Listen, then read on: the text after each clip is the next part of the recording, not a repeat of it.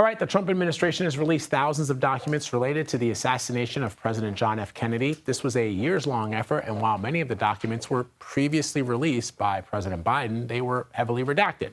A team of CBS News reporters has been going through all of them this morning, including CBS News congressional correspondent Caitlin Huey-Burns. And she joins me now. So, Caitlin, I just want to be clear, as we just said in the introduction, a lot of what was released today had already been out in the public domain, right? In fact, President Biden, back in 2023, I believe, released similar documents, if not these exact ones, perhaps, but without the redactions.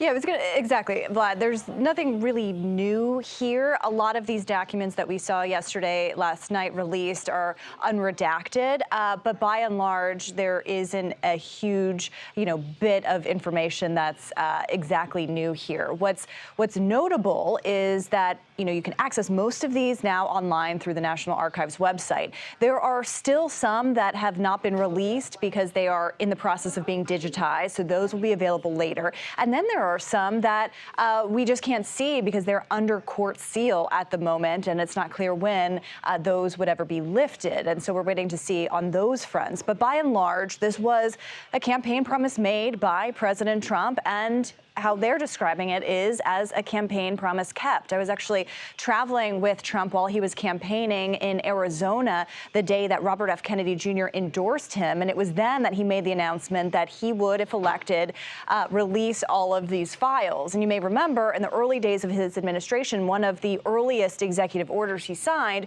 was to release these files along with the files from MLK Jr. and Robert F. Kennedy's assassinations as well.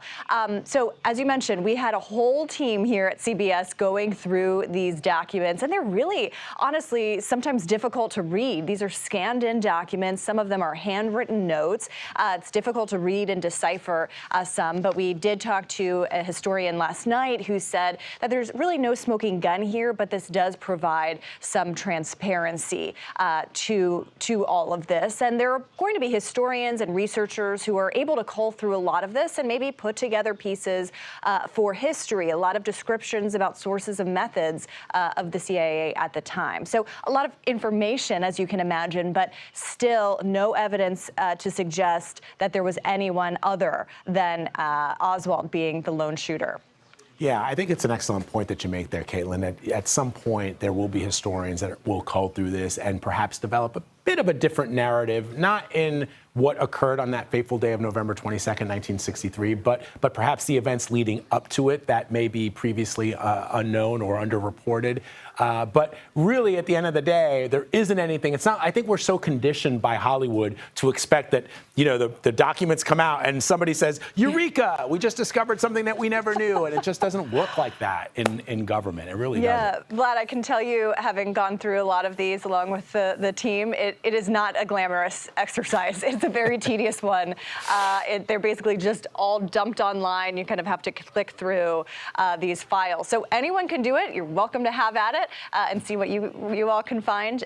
But this was, I'm good. yeah. I'll wait for the movie. There you go. There you go. We'll work on a screenplay for you next. Hey, Caitlin, always good to have you, my friend. Thank you very much.